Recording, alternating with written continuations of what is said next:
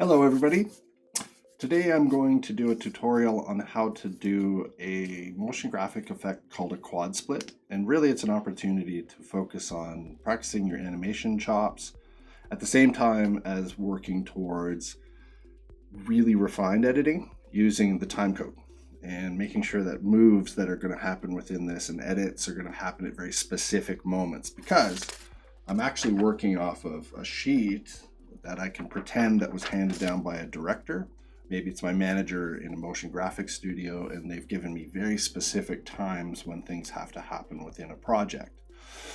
I know this piece has to be 30 seconds long, so keep that in mind. The duration is going to be exactly 30 seconds, and we're going to work with some of the tools inside of DaVinci to make sure that things are going to happen at very specific moments. All right, let me set up a new project. It's called Quad Split, so I'm going to start there, giving it a good name, Quad Split. I'm going to hit create.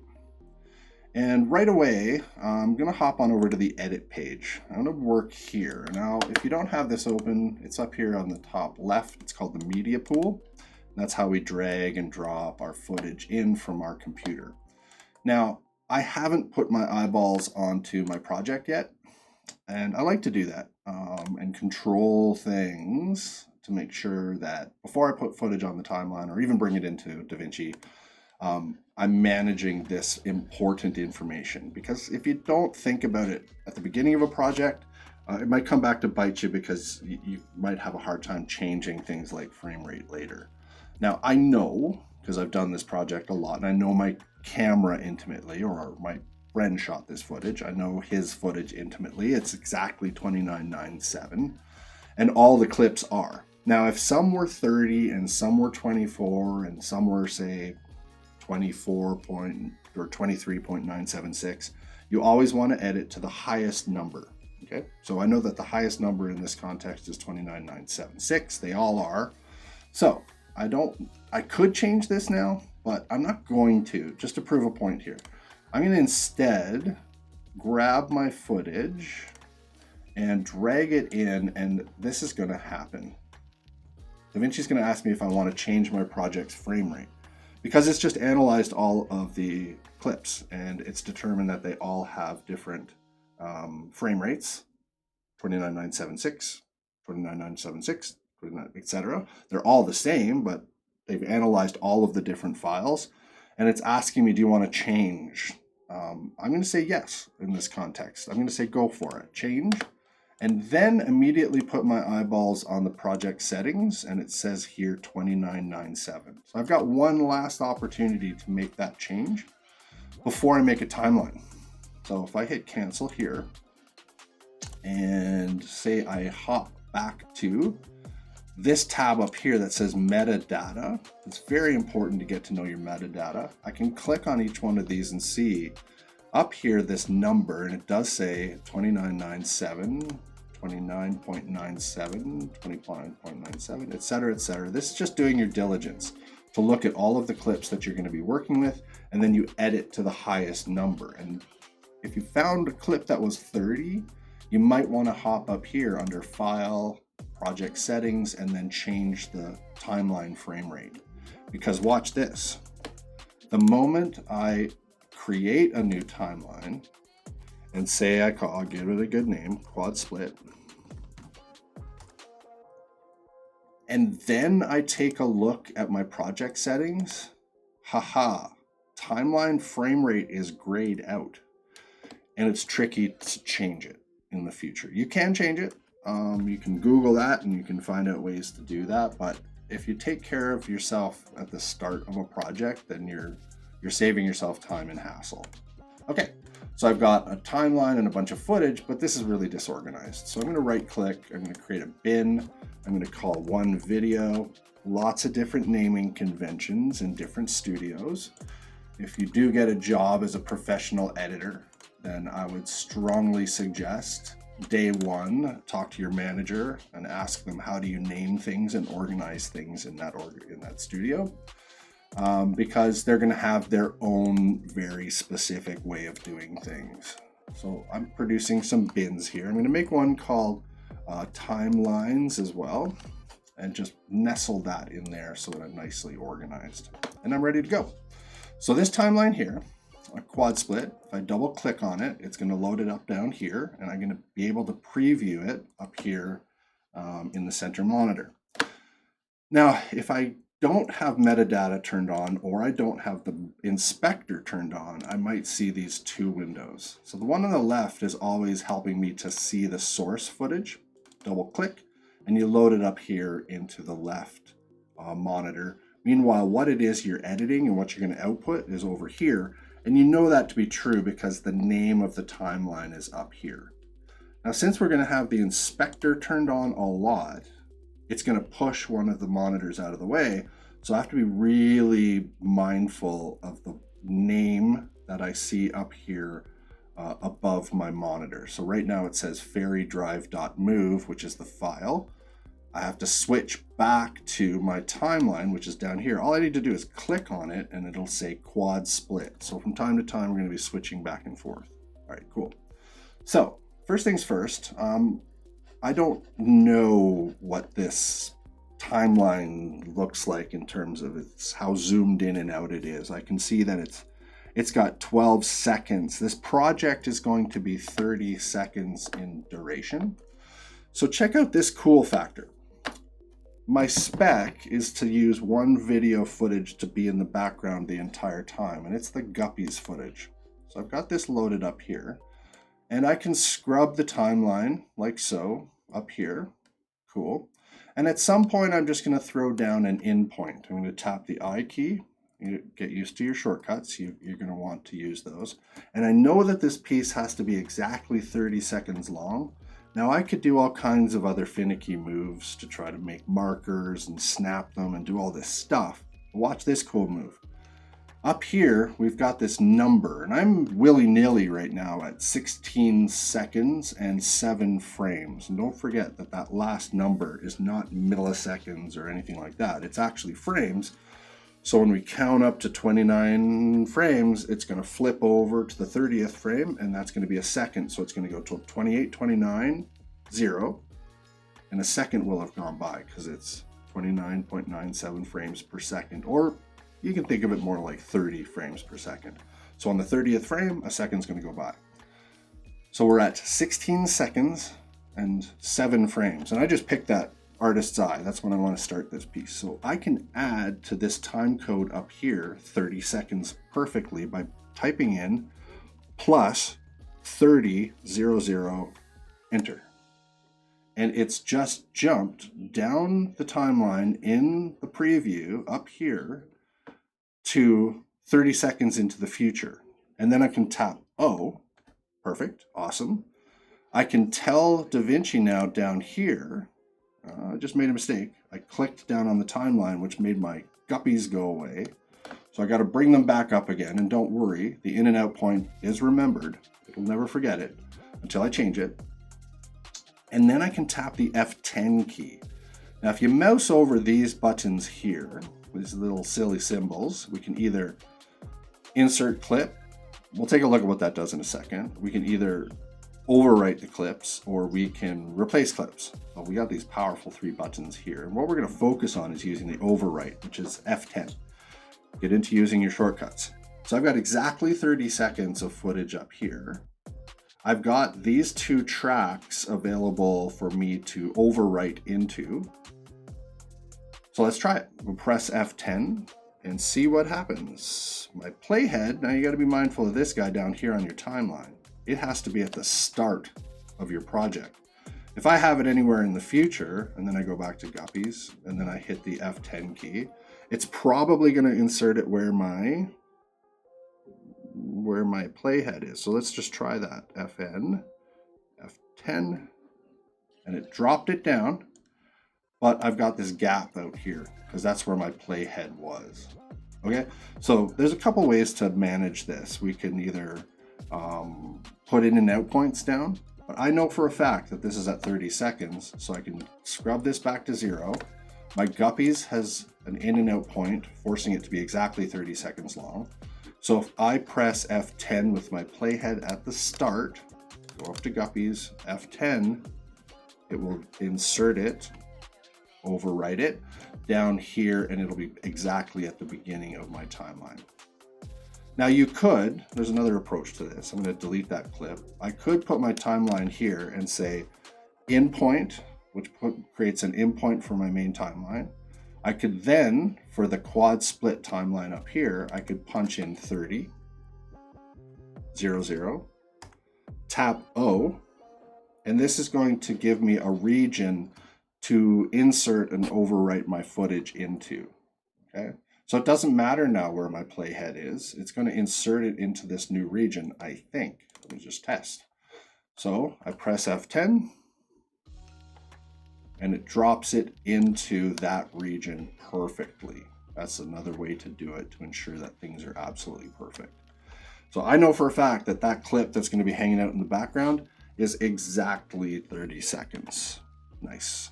I'm going to look carefully at this clip, and over here there's this little white arrow that pops up, and my director is telling me they want a 15 frame fade. So as I drag this, there's going to be a number that pops up, and I can drag this over and it's going to give me a 15-second fade in. That's what that control does. So whoop, there we go. We got a fade in. Awesome. So that takes care of the background, or the back plate, often as it's referred to in motion graphics or in VFX. So that's going to be in the background the entire time. And then we want something to happen at 2 seconds. All right, the next clip is going to be Sega Drive. So yeah, we're in Canada, my friends. And I'm going to grab some interesting moments here. I'm just going to say, okay, when these people start to come into the frame, I'm going to tap I just before that moment. And I'm not even going to tap O, because watch what happens. I'm just going to leave the tail wide open here. I'm going to jump down here and force my timeline to be at 2 seconds. And that means I can type in 200, enter, okay? And then I'm going to press F10 and watch what happens. I'm going to make a mistake intentionally here, F10. Well, it just overwrote the footage that I had on that specific layer, because I don't have any more tracks. So I have to create new tracks. So add track. And now we have somewhere to dump the footage to. And I need to highlight that like so. And I have to be mindful of my audio at the same time. So I'm going to add another stereo track, and I'm going to click the little A2 so that it is highlighted with a red box. And that tells DaVinci that those are the 2 tracks that we're going to be working with. So now I'm at 2 seconds. I'm going to put my eyes back up here at my time code. I'm at exactly 2 seconds. I've got my footage here with Sega Drive. It's got an in point. So now when I tap F10, it's going to drop it perfectly onto the timeline. Or did it? Yeah, it did. It's perfect. Now it keeps zooming over to the end because I'm not seeing my project in its extents. And there's a button here. They look like little magnifying glasses. And if I click full extent, it's going to zoom to the longest track in my film, which is nice. Or a nice shortcut that I get used to is holding down the Alt key, and you can zoom in and out with the scroll wheel on your mouse. It's really handy. So wherever your playhead is, it's going to always let you zoom in and out to where your playhead is, or zoom to full extents. Now let me just look here. View. Let me double check under here. Zoom to fit. Is there a quick button for that? I bet you there is. There's got to be a shortcut to zoom to extents. I just click this little guy up here from time to time just to zoom to see my entire project. And now I can see that I'm indeed over here at 2 seconds. With this magnet turned on, things are going to snap to the heads and to the tails of our clips, which is super great. Now I'm a little bit confused here. This clip is way too long. I know this is 30 seconds here, so what did I do wrong? Oh, I remember now what I did wrong. I'm going to delete this. I'm going to tell the system by typing into the time code up here that I want to be at 2 seconds, 200. I'm going to grab my Sega Drive clip up here. I haven't informed this timeline down here, quad split, to have ins and outs. So I'm going to tap I down here on the timeline, and then I'm going to zip down to the end. I'm going to rely on my magnet tool to snap to the tail of this other footage and tap O. So now I've told DaVinci that there's an in and an out point where I want to overwrite the footage, where I want to do the insert. And I said the word insert again. That's because there's a button here that says insert clips. So let's make that mistake, and that's the F9 button. Now if I scrub back, I don't even have to scrub back. I can be anywhere willy-nilly. As long as I've got this in and out point, if I tap F9, watch what happens to this beautiful work I've done down here. I'm going to tap F9. Oh, it inserted it, but it also pushed the other footage away.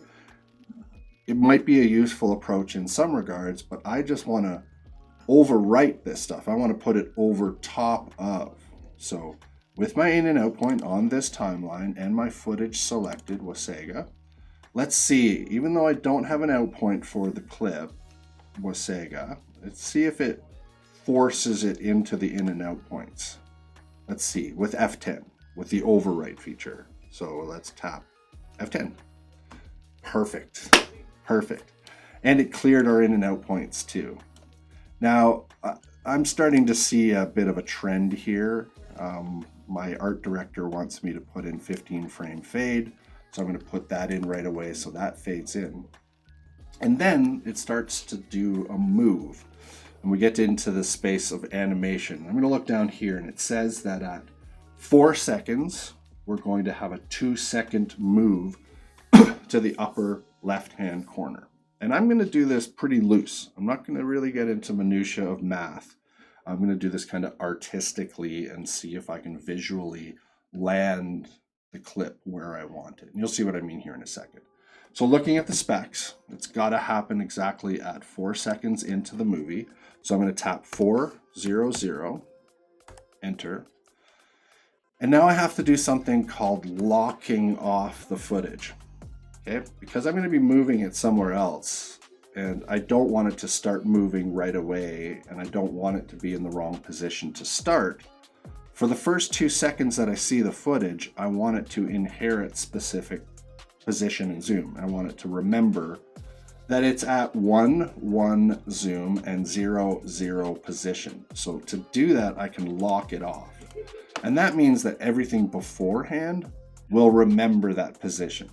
Now I'm starting to see a bit of a trend here. Everything's kind of happening in 2-second moments. So I'm going to hop forward in time 2 seconds. So I'm going to jump up here, and I don't have to do the math 4 plus 2 = 6. I can just type in plus 200, enter, and it jumps down the timeline too. Now, you don't have to do this.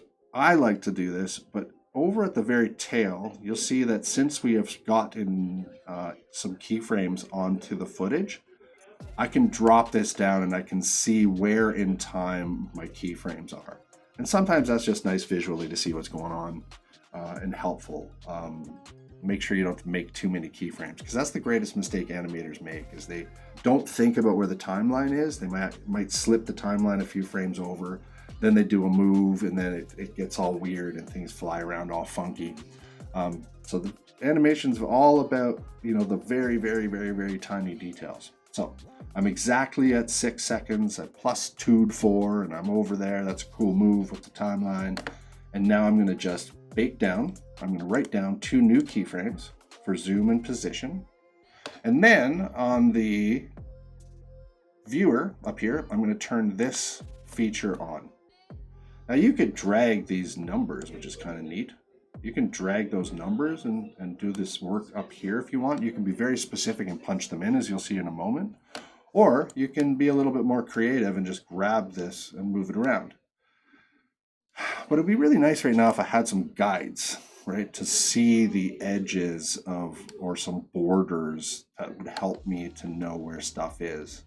So let's turn on, for the timeline known as quad split, I'm going to turn on under view, I'm just going to turn on safe area. And that's going to give me these boxes. Now, that's coming from broadcasting space where television bezels used to sort of stick on top of the screen a little bit. So you have a box on the outside that defines what's the action safe, and then the littler box on the inside is a nice safe space to put in text.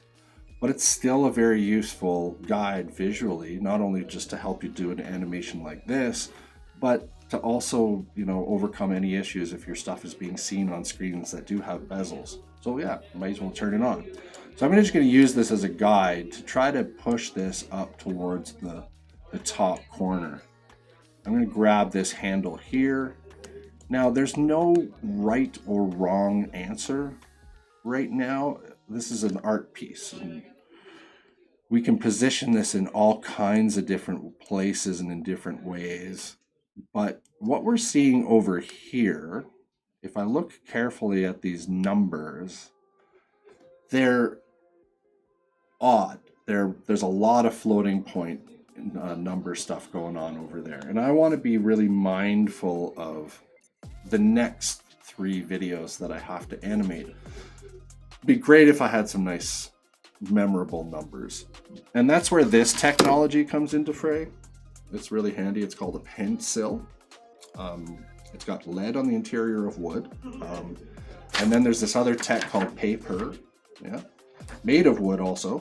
And when you write stuff down on the paper, it's really fascinating because the data, it doesn't really go away, right?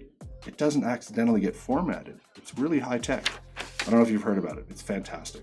So I'm going to use this pencil technology and paper to write down some of these numeric values here. So I got my zoom is 0.420. I'm actually just going to make that an even 0.4. I'm just going to type in 0.4. And look at the video in the top left. It's not going to change that much. It's not that big of a deal. And it's going to give me a lot of room below to position my next clip. Now, if 0.45 is your friend, then sure, go 0.45. Maybe that's a little bit nicer. And then mess around with your position to get it inside of the safe area. But you have to remember there's going to be a clip in the other quadrant. There's going to be 4 of these moving around. So I'm going to stick with 0.4. I'm going to just try to leave it 0.4 and position it up towards the what's called the title safe area, that border on the inside. Cool. So if you look carefully down on your timeline with this control open, this little diamond button over here, you can see we've got two keyframes. And that means that we should have everything that was the original size remembered by DaVinci, remembered beforehand so we can watch it for a little bit, and then it will move up to the corner. So let's just hit play and see what we're doing. Fades in, and then it moves up to the corner. Sweet, super sweet. And I'm going to think about this for a second. I want to put a drop shadow on this. We might put a border on it even later. But right now I just want to put a drop shadow on it. So in the toolbox of effects, and there's a little magic wand up here to click on, I'm going to do a search with the little spyglass here, and I'm going to type in drop shadow. And I shouldn't have to type the whole term in, but I'm not seeing it anywhere in here. That's because DaVinci has collections of effects. So I have to click on open effects, and I find it there. There's another one for audio effects, but they're almost like bins themselves. They're folders that have effects in them. So I click on open effects with the word drop, and I can drag that onto my Wasega clip. Now, you don't really have to change them. You might want to mess around with the strength a little bit. I'm going to change it to 0.6, 0.7, 0.5. It's all art at this point. It's visual. So I'm just going to leave it there at 0.6, and I'm going to grab my pencil and look at all of these little details. So I've got 0.4, 0.4. Oh, that position number is not very good at all. So I'm going to change that to a better number. What about -470? Is it going to change it that much? It's not going to change it that much. -470 is not that big a deal. and this one's 263. So what if I change that to 260? Yeah, okay, that's great. Now I have to be on that keyframe where the animation was taking place, because look what just happened. I had accidentally slipped my timeline over and it created a new key. Whoopsie. That is the most common mistake in animation, is making these keyframes because you didn't think about where your timeline is, where your playhead is. And I needed that to be at exactly 6 seconds. So there's a cool control up here. If you look carefully at where keyframes are, and with the clip highlighted, there are these little arrows that pop up beside your keyframes so that you can jump between them. Now the one I just created is bad news. It's going to really break everything. So I need to get rid of it. That's why it's often really helpful to drop this thing down, right? To see where your keyframes are so you can make sure that you're not creating strays. And what's nice is I can just grab this by clicking on it and pressing backspace to clean that out. And then with the magnet turned on, the playhead will snap to this key. And that's where I want to be very specific about my position, which was negative 470, and positive 260. So I have to be on that second keyframe for this to be nice and smooth. And then watch it again. You always want to just take a look at what you're doing, and that's looking good. Now, really, with all those numbers, we can just write those things down. I'm going to write down my X is 470. That's going to be a number that I'm going to use over and over again. And my Y is 260, right? Your numbers might be different, right? You may have positioned it somewhere else and then rounded your numbers off differently. That's great. But just write them down on a sheet of paper so that you can reference them from time to time. Now, I'm looking back at my sheet. My art director said Wasega moves at 2.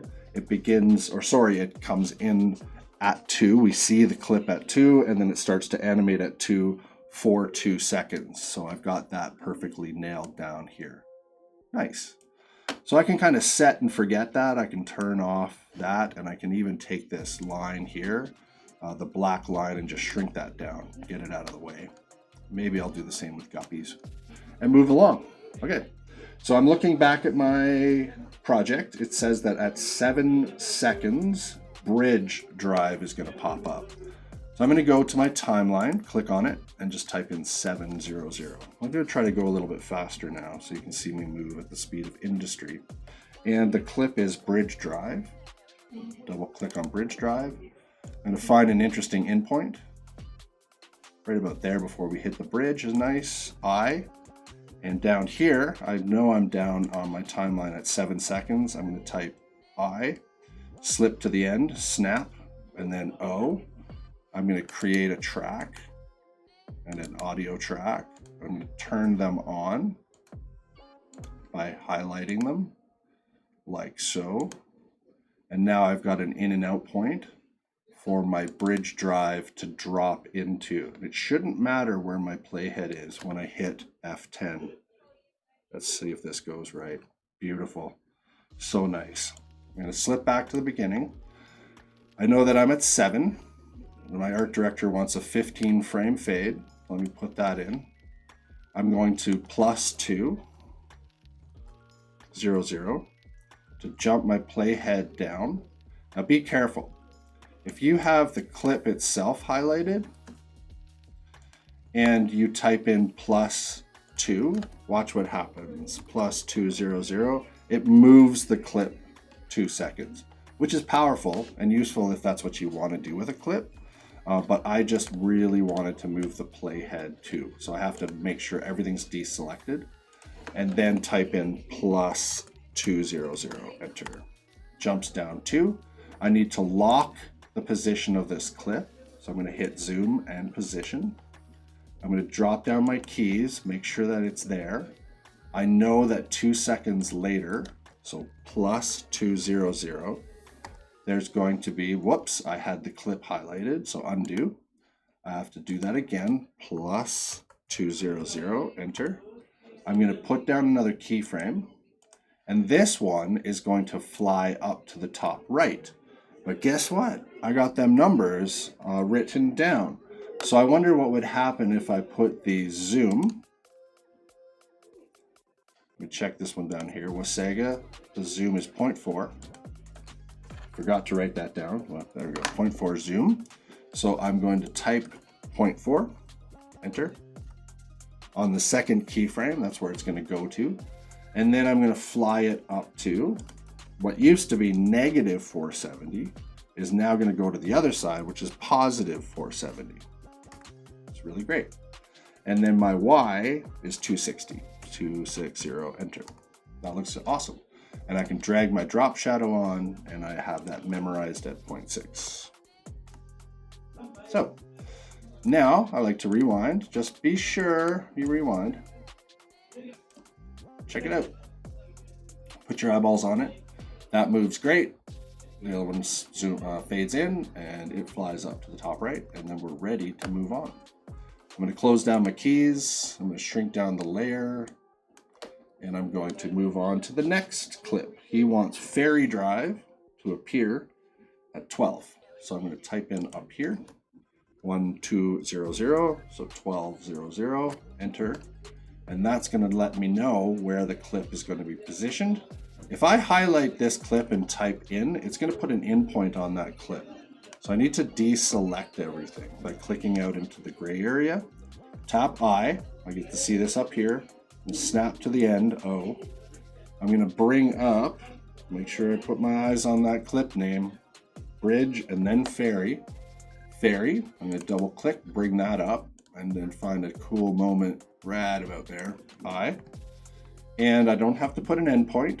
I don't have to put an out point because I have this region defined. Doesn't matter where my playhead is.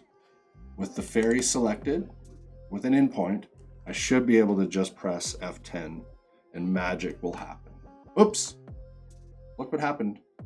It overwrote my bridge drive because I didn't include a new track. So I need a new track there. I'm going to shrink down my audio tracks like so, and right click, add a track stereo, and move on down the line to the next audio track. Highlight the next video track, and now with Ferry open, F10, and it drops down. Cool. I know that there's a 15 frame fade. I'm going to put that in first, 15. And then I know after the beginning, I'm going to put up here is 2 seconds after 12. I'm just going to type in 1400. I'm going to need to lock this clip down, so highlight it, lock it in place, freeze it on screen for the previous 2 seconds. Then I'm going to go 2 seconds into the future, plus 200. Whoops, had the clip highlighted, so deselect it. And I'm going to go to 1600, 14 plus 2. Drop down my keys. I know I've got the one before it, and I'm just going to lock these down again and then punch in my numbers. My zoom is 0.4. So glad I used my pencil technology to write that down. And then I need to position it as according to my rules over here. He wants it to go to the bottom left corner. So that means the position is going to be negative when we're moving off center. So negative 470. Enter. And the Y value is going to be, we're going down. So negative, what's that? 260. 260. Enter. And it's cool because I had the keyframes already made. I don't have to make them again. They just remember things as they change, which is really great. So I'm going to throw a drop shadow on, like so. I'm going to change that to 0.6 and rewind and take a peek at it. Fades in. and it flies down. Nice, cool. The next one has to happen at 17 seconds, 1700, enter. Down here on my root timeline, I'm going to type I, zip on over. Did I just say root timeline? Wow, I'm old. That's a Flash reference. Woo! That's old technology right there. Okay, so this one now is St. John Drive. Oh, did I just move something? What just happened? I saw something move all funky. Ooh, I created a keyframe. I created a stray. I gotta get rid of this guy here. Somehow I created a stray. Let me delete that. Get out of there. That's why it's nice to have these things dropped down so you can see these weird moments. Okay, so deselect that. So I'm in the timeline. I've got my in and outs. I need to work on St. John's Drive. Pick a cool moment. I like it. In. And then since this is already defined with an in and out, I need my new tracks. Add track stereo. I'm going to select A5. And then I'm going to add track up here. Pick V5. So I have places for these to go. When I go back to my footage, my source, and press F10, function F10 on my keyboard. Cool, that's perfect. So I can zip back here. I look up at the time code, it says 17 seconds, 17 seconds. Let me guess, 15 frame fade, nice. I'm going to now add 2 seconds to this. I'm getting into the groove now. 2 seconds to this. I'm gonna highlight this clip, I'm gonna lock it down. Nice. At 1, 1, zoom, 0, 0 position. Perfect. I think I need to go probably 2 seconds into the future, so plus 2, 0, 0. Whoops, I moved the clip. Deselect it. Make sure you're just floating out here in the timeline itself. Whoops, I went to 1920. So I'm going to go back to 1900, where I made my last keyframes. Let's look at them. Okay, cool, we're on that. And then I'm going to say plus 200, enter. Move down the timeline, create my keys. Actually, I'm not going to even create these keys. Watch what happens when I just start changing values. I'm going to type in 0.4. It will make a key automatically because there's already a keyframe before it. That's sort of advanced. You don't always have to click the keyframe button and then change things. If you have a keyframe already on the clip, change a property and it'll remember it. It'll always remember it. And then my position, I don't have to make a keyframe. I'm just going to look down. I need to go over positive 470, enter, and then down negative 260. So I'm going to make that one neg 260.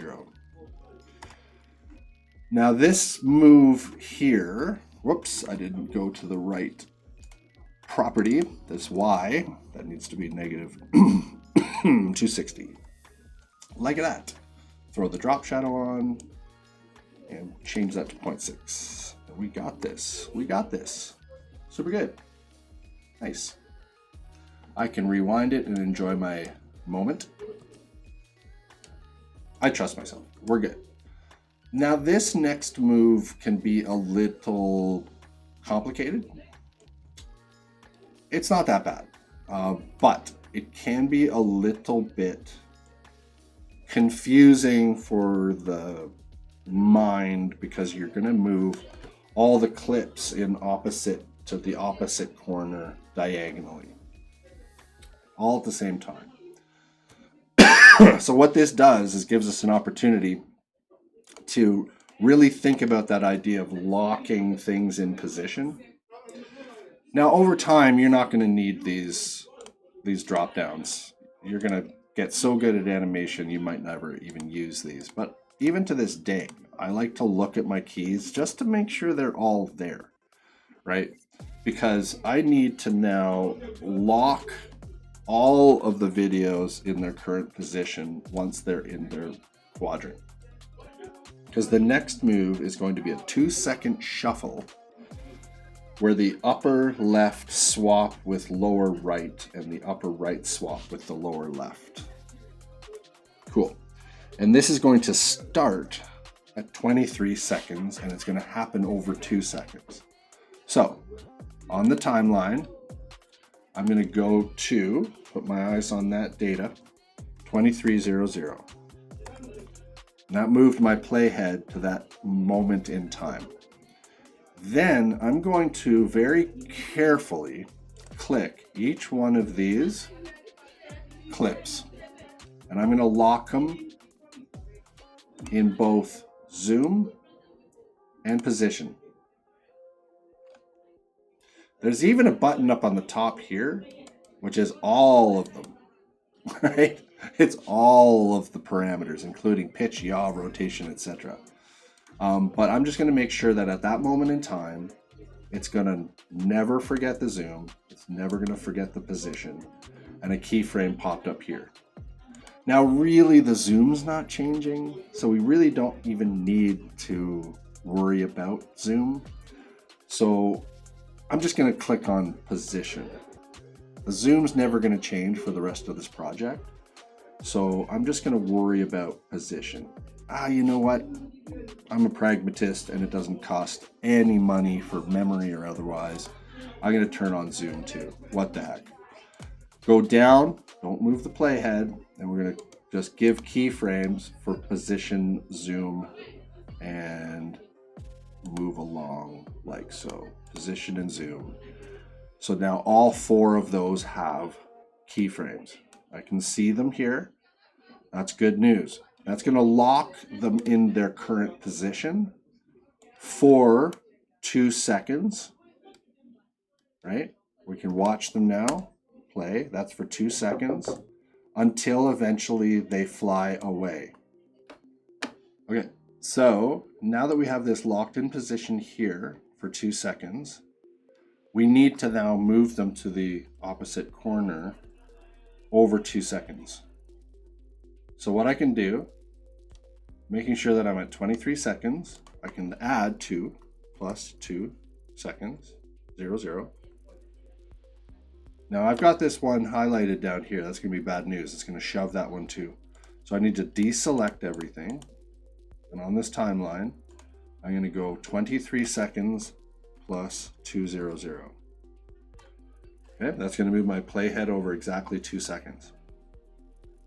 I'm going to highlight this clip here first. And I'm going to bake down, zoom, and position. I'm going to click on those 2 keyframes. I'm going to do the same for all of them. This is just my own way of doing this. We could focus on animating them all, but I know they're all going to move. So let me just do this one by one so it doesn't break my brain. Okay? Now I want these to move to their opposite positions. So I'm going to actually, with the little disable video track here, I'm going to disable video 2, 3, and 4. And I'm just going to focus on this one here. You don't have to do that, but I am going to do that because this moment here might break my brain a little bit. I just want to see this work for sure, and make sure you have that clip highlighted. So it's currently positive 470 and negative 260 on X and Y. So we just need to reverse.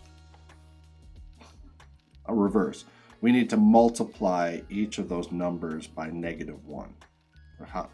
In other words, if it doesn't have a negative, give it a negative, right? So if it's 470, make it negative 470. If it's negative 260, make it positive 260. And in theory, it should move from corner to corner. Sweet.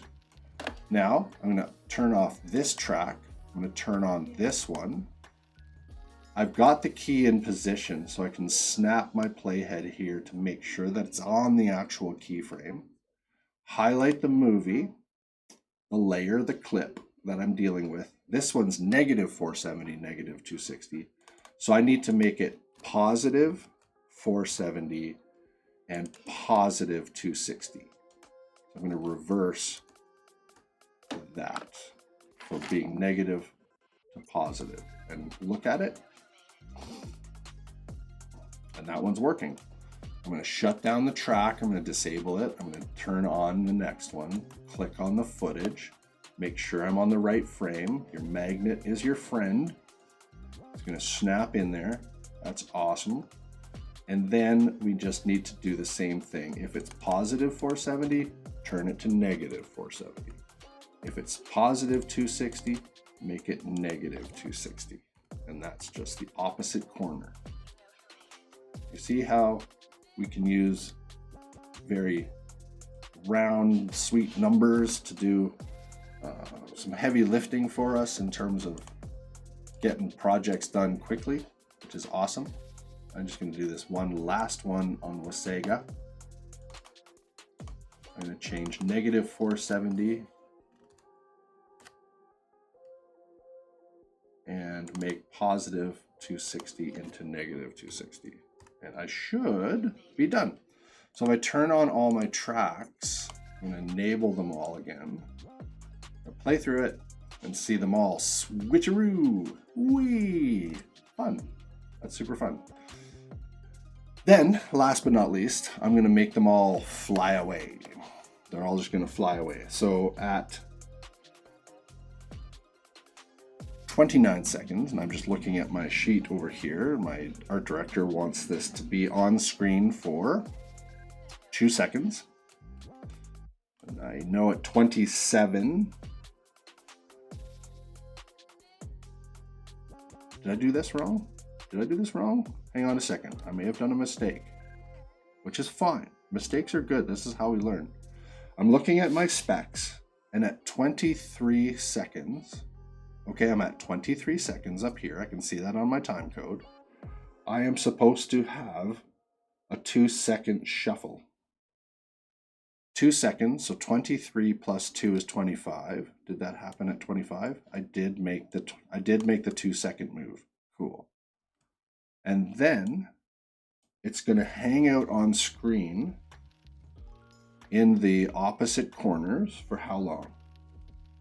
At 27, there's going to start a 2-second exit. Okay, so now I'm just going to type in up here 2700. Cool. I need to lock them down. Surprise, surprise.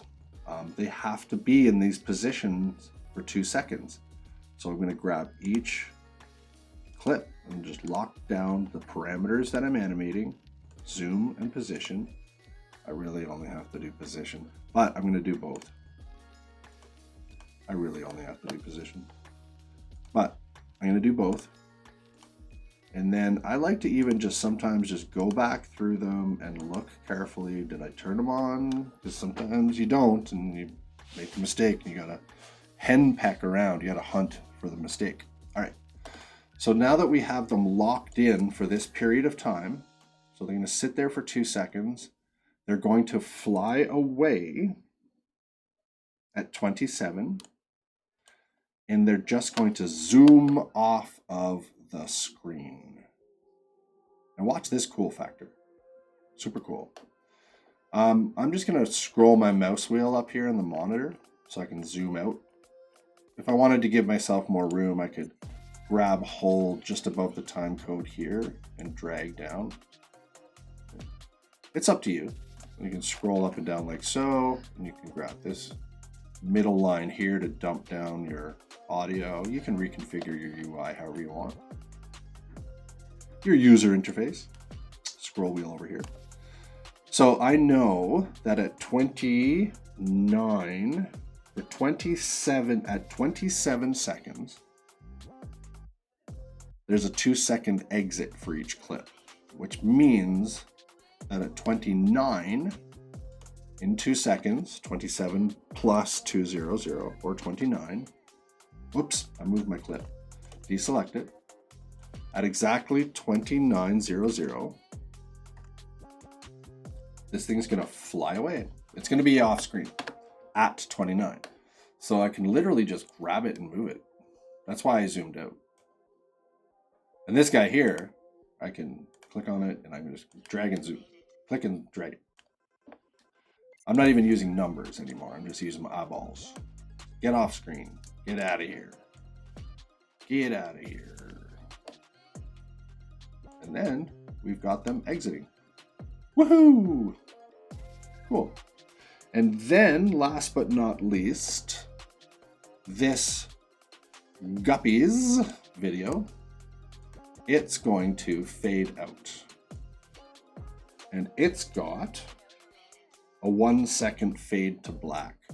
So I'm just going to grab the little arrow that pops up when I put my mouse near the end of the clip. I'm going to drag that in until it says 1:00.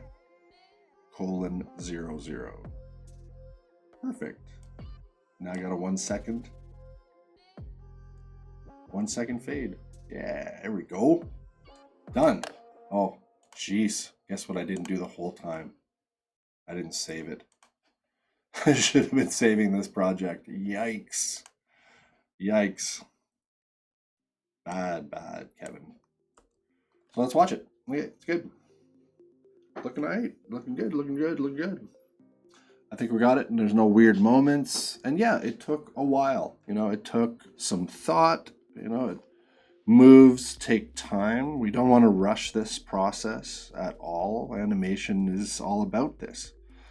I was watching a Pixar documentary, and a gentleman who said he'd been at Pixar for 34 years had finished 27 minutes of animation that had been used in film. 34 years, 27 minutes. This is the life of the animator, my friends. So we can do this project again with borders. And it looks cool. It looks super cool. So what I'm going to do, just to make my life easy, is highlight the clip, and I'm going to duplicate this timeline.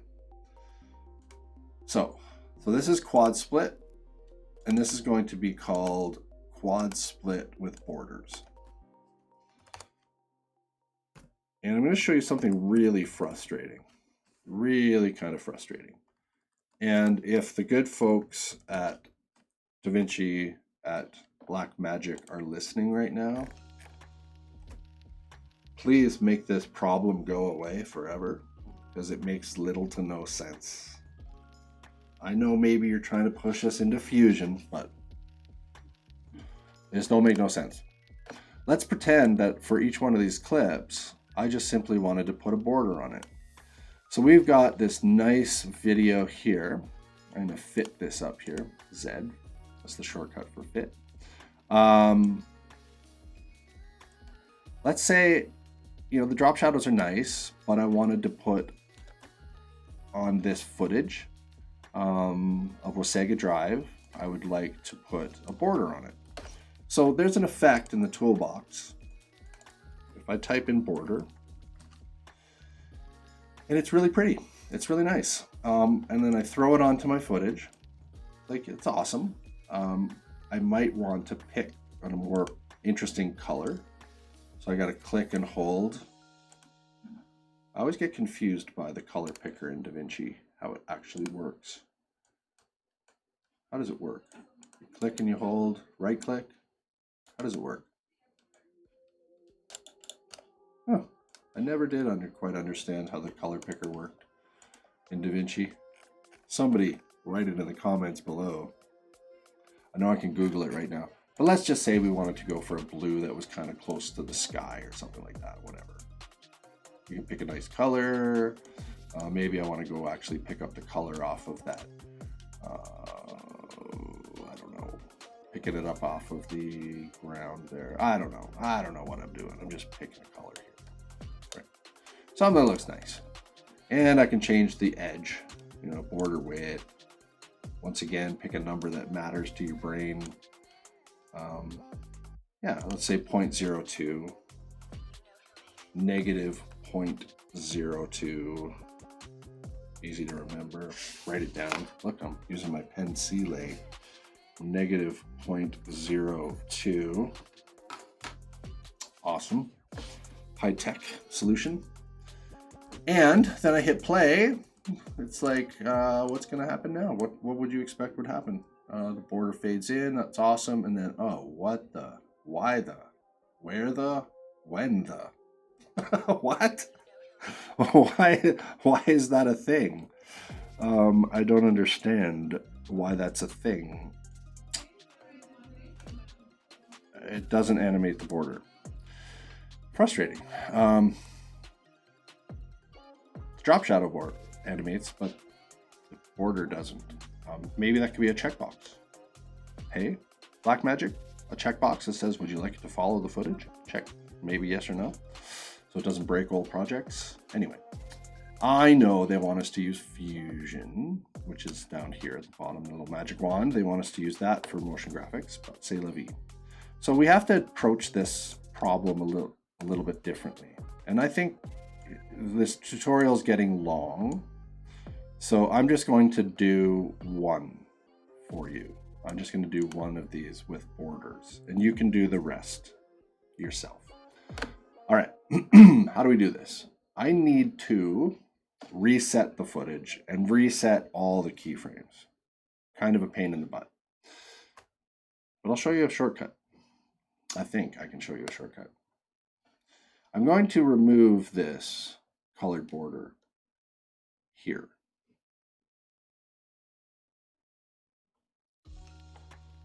No, I'm going to leave it. I'm going to leave it on. Under my video, I'm going to get rid of all my keyframes just for this one clip.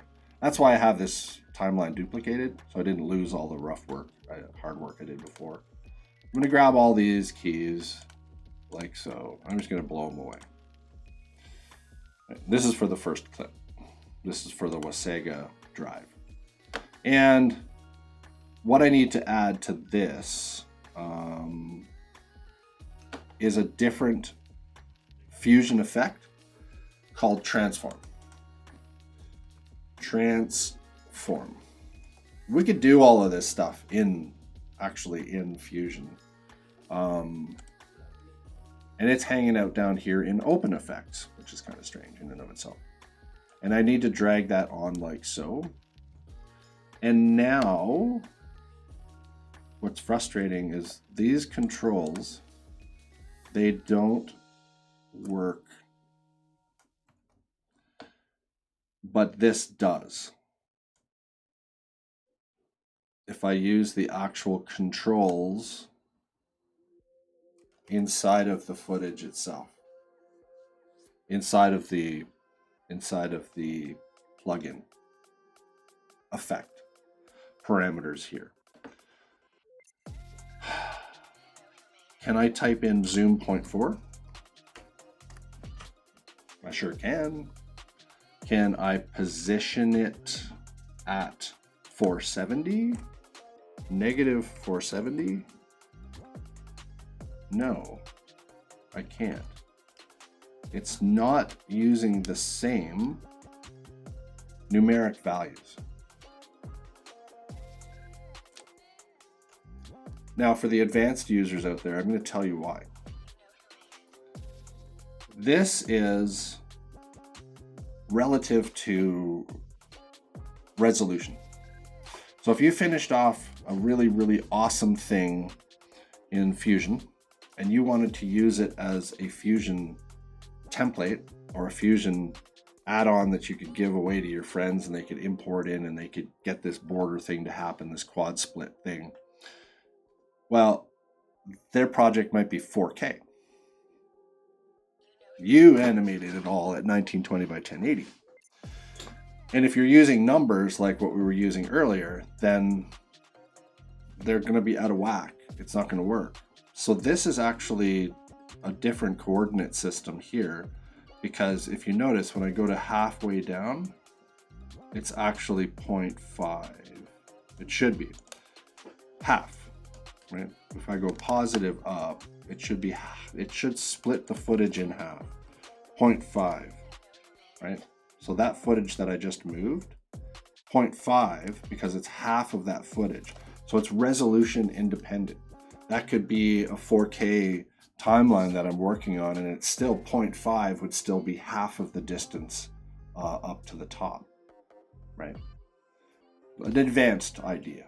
It's an advanced idea.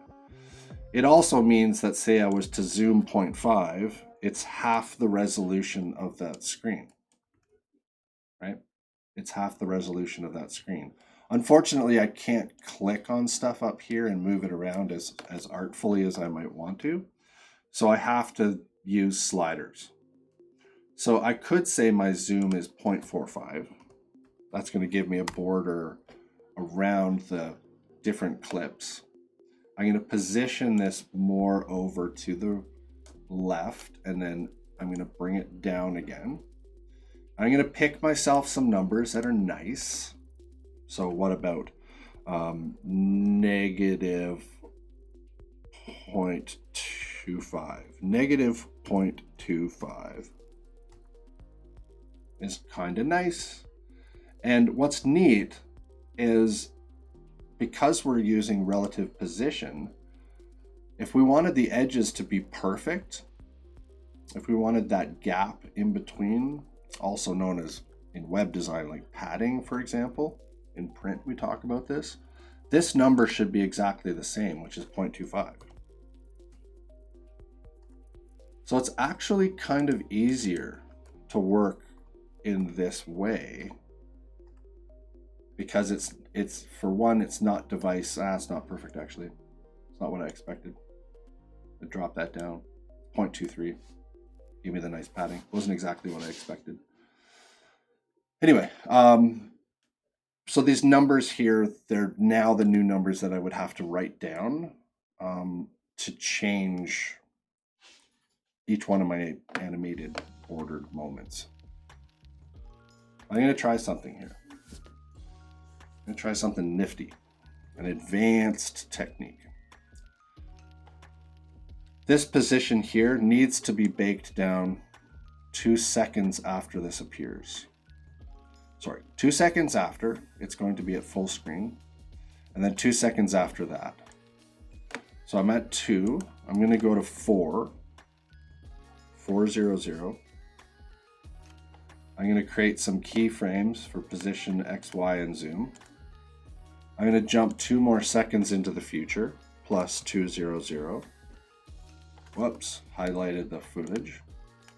Deselect it. Plus 200. And I'm going to bake down the position that I have. Rewind back to the previous keyframe. I need to see them.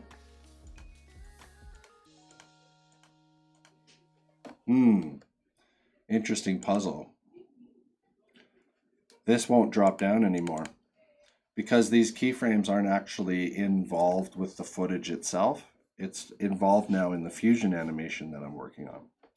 So I can jump back to, or I can use these little arrow buttons, which are really handy. I'm going to jump back there, which takes me to 4. I'm going to reset these values. 0, 0. Come on, tab key. 0, 1. And that's full. So at that moment in time, which is 4 seconds, it's going to be there, and then it's going to shrink down. Why didn't it shrink down? Where did my keyframes go? My keyframes disappeared. Frustrating. Where's my keys? So there it is at 4. And then at 6 seconds, we'll just do this again. 6 seconds, 0, 0. I need some keys. And, I wish I had written down everything, because now I got to figure that out again. I believe my zoom was 0.4. And my position was roughly there, and point and there. I think it was 0.25, or negative 0.25.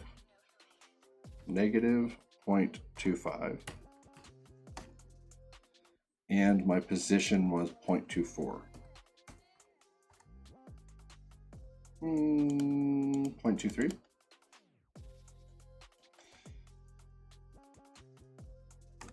Now I've got 2 keyframes to move between. Cool. Yeah. And that's how we do it for a border. that is how we would do that for a border.